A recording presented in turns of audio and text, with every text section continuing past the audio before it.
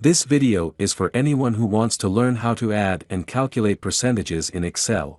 It is especially helpful for beginners who are new to Excel or who want to brush up on their skills.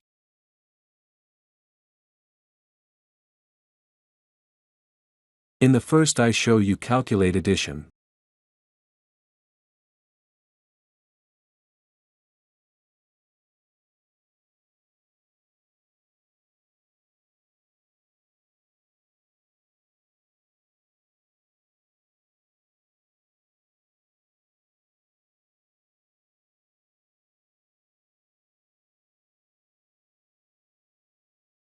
Now how to calculate percentages.